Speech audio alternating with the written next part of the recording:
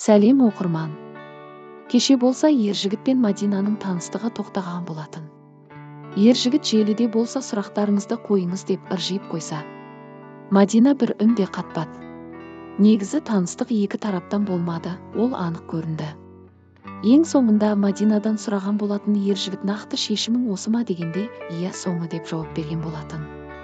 Ендігі ержігітке қандай сұрақ келіп, қандайға жауап беріп жатыр екен? Нақты не себеп болды жұптық тоқтауға жарасымды едіңіздер? Өзіме де жұмбақ болып қалды, нақты факт жоқ, одан естігенім екі бөлек адамдар екенбіз. Жұптықты кім тоқтатты? Ол тараптан. Малыш пен қосылшы. Малыш деген ат бүгіннен бастап жоқ. Үміткер қабылдайсыз ба? Ол сұраққа әзірге жоқ, қабылдайтын кезінде білетін боласыздар. Неге сіз сияқты мысы бар күшті ер адам сыналады екен? Реально менің ойым. Бәрі өткінші. Лайық емессің сен Мадинаға, үйленуге де дайын емессің. Рахмет ойыңызға. Сендер үшін қарап бастап едім, күшті жұп едіңдер, көз тиді ау осы. Мүмкін. Және бір соңғы әнін арнап жатқан видеосын салып астына осындай жазуларын қалдырды. Әр нәрсенің хайыры бар, осымен бітті. Осындай сәтте дәл менің тағдырыма жазылғандай әнімен сөзі үйлескен Рауан Кәлембек бауырыма мың алғыс.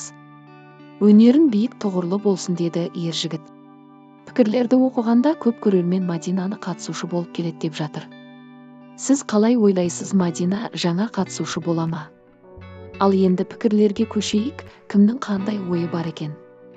Ержігіт мінезін өзгертпей, ешқандай қыз оның қасында еркін бола алмайды.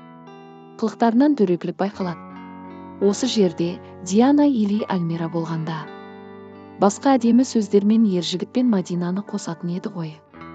Әттеген-ай, қосылса қуанышты боламыз. Ержігіт саған бұл қыздан да жақсы қыз келеді.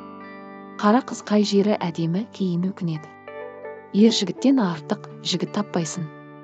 Ержігіт баяғыда Ақжарқынды жылатып кетіп едің, міне енді сенің алдына келіп жатыр. Жас қыздар өздері сені тастап кетіп жатыр. Нурка, Мадина дейді оқырмандар. Ал сіз қалай ойлайсыз?